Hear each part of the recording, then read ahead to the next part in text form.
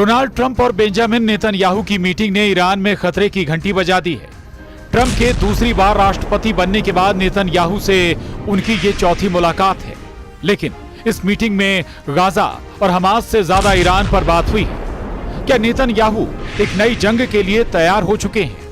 क्या वाकई ईरान पर इजराइल फिर से हमला करने वाला है? गाजा पर डील के बहाने ट्रंप और नेतन्याहू की मीटिंग एक बड़ी पहेली बन चुकी है। 24 घंटे में गाजा को लेकर ऐसा फैसला होगा कि नेतन्याहू के लिए वक्त बदल सकता है। गाजा के हालात बदल सकते हैं, क्या और बदतर हो सकते हैं। अमेरिका और इजराइल को लेकर अरब वर्ल्ड के ख्यालात बदल सकते हैं, जो पश्चिम एशिया का पूरा मिजाज बदल सकते हैं, क्योंकि ट्रंप और नेतन्याहू की मीटिंग का असर अब पूरी दुनिया पर पड़ सकता है। व्हाइट हाउस में डोनाल्ड ट्रंप और बेंजामिन नेतन्याहू की इस साल चौथी मीटिंग ने सबके कान खड़े कर दिए हैं। माना जा रहा है कि ट्रंप ने फिलिस्तीन और इजराइल के बीच शांति कायम करने के लिए 21 पॉइंट रखे। साफ है कि गाजा पर हमास से डील के नए सिग्नल मिल रहे हैं।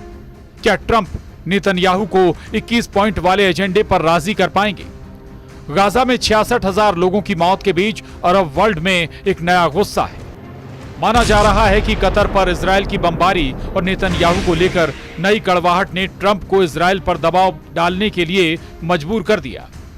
ट्रंप सोशल मीडिया पर लिख चुके हैं कि पश्चिम एशिया में कुछ खास होने वाला है। सभी लोग पहली बार किसी विशेष चीज के लिए तैयार हैं। हम इसे पूरा करेंगे। डोनाल्ड ट्रंप कह चुके हैं कि उनके पास गाजा को लेकर एक डील है और ऐसा समझौता होगा जिससे बंधकों को वापस लाया जा सकेगा।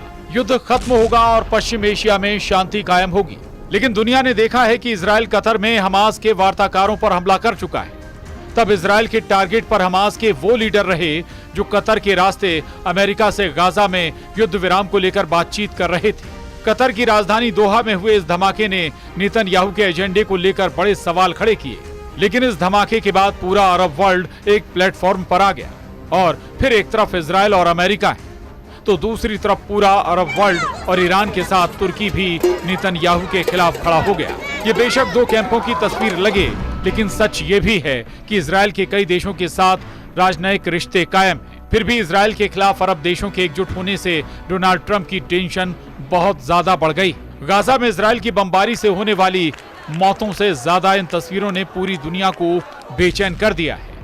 खाने के लिए कतारों में लगे और एक वक्त की भूख मिटाने के लिए बच्चों से लेकर बुजुर्गों को तड़पते हुए देखा जा रहा है। गाजा की तस्वीर ने पूरी दुनिया को पिघला दिया है, लेकिन डोनाल्ड ट्रंप और अमेरिका इस तस्वीर को लेकर परेशान कम है। उनको सबसे बड़ी टेंशन यूरोप ने दे दी है। हाल के दिनों में ब्रिटेन, पुर्तगाल और फ्रांस के अलावा ऑस्ट्रेलिया और कनाडा ने भी फिलिस्तीन देश को मान्यता दी है।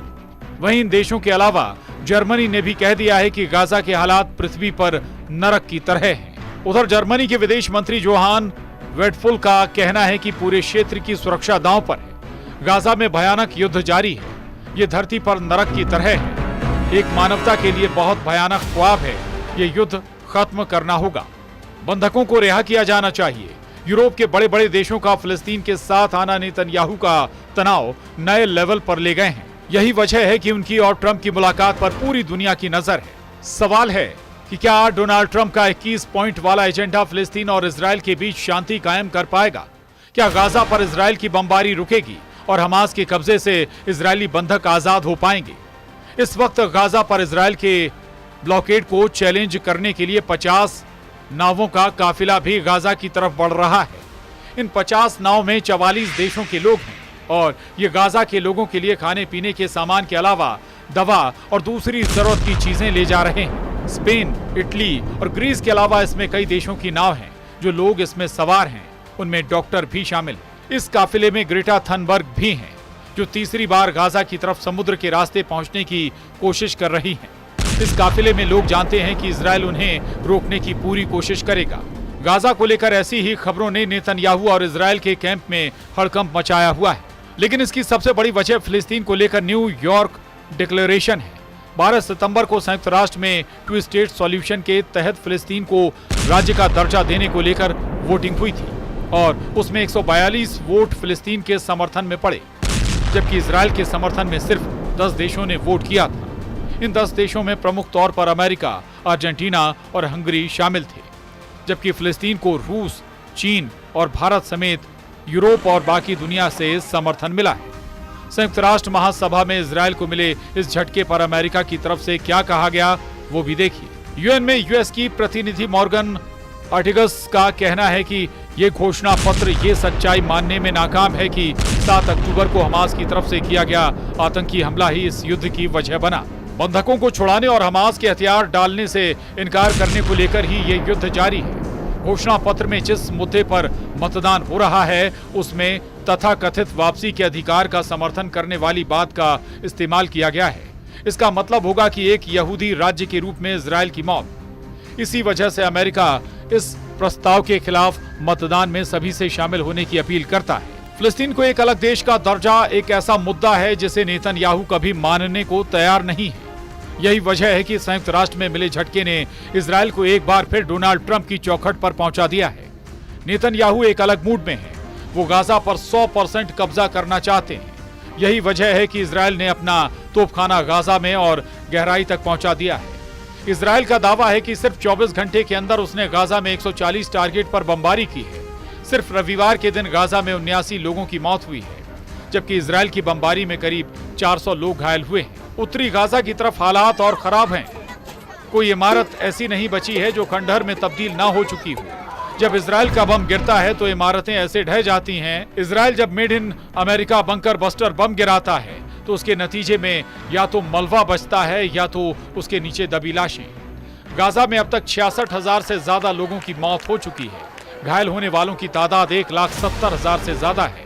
ये ऐसे आंकड़े हैं जो 2 साल से जारी बमबारी के बाद सिर्फ रोजाना अपडेट होने वाला रिकॉर्ड बन चुके हैं। उत्तर से दक्षिण गाजा की तरफ हजारों लोग जान बचाने के लिए भाग रहे हैं कि किसी तरह इजरायल के उन बमों से जान बचा ली जाए जिनकी सप्लाई अमेरिका की तरफ से की जा रही है और जिनकी खेप लगातार अमेरिका के बम गोदाम से इजरायल पहुंच रही है। अब इसके बरक्स इजरायल की राजधानी तेल अवीव से आया एक वीडियो देखिए।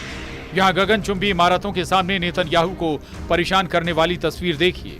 ये तेल अवीव का समुद्री किनारा है और यहाँ रेत पर नेतन्याहू और ट्रंप की तस्वीर बनाई गई है। नेतन्याहू की लंबी नाक बनाकर बताया गया है कि वो लगातार झूठ बोल रहे हैं और साथ में अंग्रेजी में लिखा है डोंट बी फूल्ड अगेन, यानी फिर से मूर्ख ना बनो। ये मैसेज ट्रंप के लिए है। इसके मायने हैं कि जब नेतन्याहू व्हाइट हाउस में ट्रंप से मिलेंगे तो ट्रंप नेतन्याहू की बातों में ना आए और फौरन गाजा पर इजरायल की बमबारी बंद करें और बंधकों की रिहाई का रास्ता साफ हो। यही इजरायल में बड़ी तादाद में लोगों की मांग है जो रोजाना इजरायली शहरों की सड़कों पर निकलकर प्रदर्शन कर रहे हैं। इसमें कोई शक नहीं कि ट्रंप जानते हैं कि नेतन्याहू अपने घर में बहुत ज्यादा दबाव में। फिलिस्तीन को लेकर पूरा यूरोप प्रदर्शन कर रहा है। अमेरिका के शहरों में भी लोग इजरायल के खिलाफ सड़कों पर उतर रहे हैं। न्यूयॉर्क में इस प्रदर्शन की तस्वीरों से जाहिर है कि अब अमेरिका के लोगों के टारगेट पर सिर्फ नेतन्याहू ही नहीं बल्कि डोनाल्ड ट्रंप भी हैं। वो इसलिए क्योंकि अमेरिका इजरायल के युद्ध का बड़ा समर्थक है और अब भी हजारों टन बम इजरायल भेजे जा रहे हैं। लेकिन यूरोप के समर्थन के बाद अब पूरी दुनिया में जिस तरह से फिलिस्तीन का डंका बज रहा है, इजरायल के युद्ध ने ट्रंप के सामने हालात बहुत ही नाजुक बना दिए हैं।